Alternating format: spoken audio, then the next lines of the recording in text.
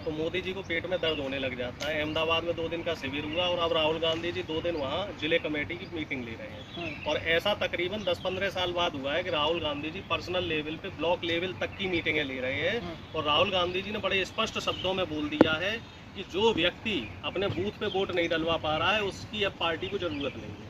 तो मोदी जी का सिंहासन फिर से हिलने लग गया। जैसे पुराने जमाने की बात होती थी ना कि इंद्र का सिंहासन हिलने लगता था और इंद्र फिर को चक्कर कर कर किसी ना किसी देवता को भेजता था कि जाओ भैया इसको मार के आओ, इसके कहीं किसी अप्सरा को भेज दिया कि जाओ उसका मोह भंग और वो तपस्या भंग करके आओ। तो उसी तरीके से मोदी जी के पास इस समय जो कहते हैं ना वो अय्यार, तो अय्यार के नाम पे अप्सराएं अय्यार जो भी है मोह भंग तपस्या भंग करने के लिए वो है जी। एक तो सीबीआई है, ईडी है और तमाम जांच एजेंसियां। तो इन जांच एजेंसियों से एक पुराना केस जो कि पूरी तरीके से निराधार है, इस केस में अगर कोई भी दम होता, जरा भी दम होता, तो अब तक पुलिसिया कार्रवाई हो गई होती और इनके खिलाफ जो जांच है वो आगे लेवल पे बढ़ गई होती। लेकिन अभी तक इसमें कुछ क्यों नहीं निकला है? क्योंकि जो जमीन, जो ये प्रॉपर्टी थी वो एक ऑर्गेनाइजेशन के नाम पे थी, IFL करके कुछ नाम है उसका, और उस ऑर्गेनाइजेशन से यंग इंडिया को हैंडओवर हुई और यंग इंडिया ने उसको लीज पे लिया है और थोड़ा थोड़ा करके पेमेंट किया। बीजेपी ये कह रही है कि कर्जा था 90 करोड़ का और आपने पेमेंट किया है 50 लाख। तो ये तो दो आपस में जो दो संस्थाएं हैं उनके बीच की आउटस्टैंडिंग थी कि थोड़ा थोड़ा करके उनसे पैसा लेना है, एक मुश्त में लेना है।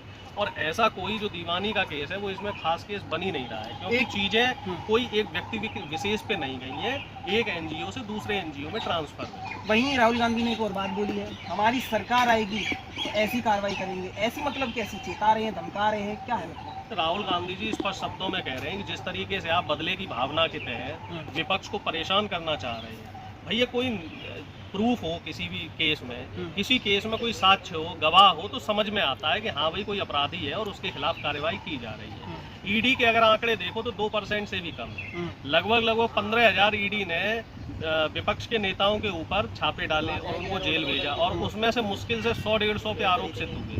तो आप एक अंदाजा लगा लीजिए कि कितने बड़े पैमाने पे सरकार को चक्कर रच रही है, कितने बड़े पैमाने पे सरकार विपक्ष को परेशान कर रही है।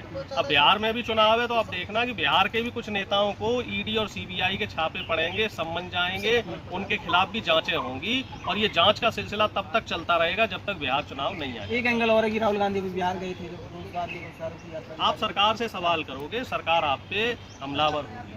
बिहार में रोजगार सबसे बड़ी समस्या है। तेजस्वी यादव जी के साथ जो महागठबंधन की हमारी 16 महीने की सरकार थी उसमें हमने रिकॉर्ड तोड़ 4 लाख युवाओं को नौकरी दी और सिर्फ बिहार ही नहीं पूरे देश के युवाओं ने वहाँ फॉर्म भरे और उनको नौकरियाँ मिली।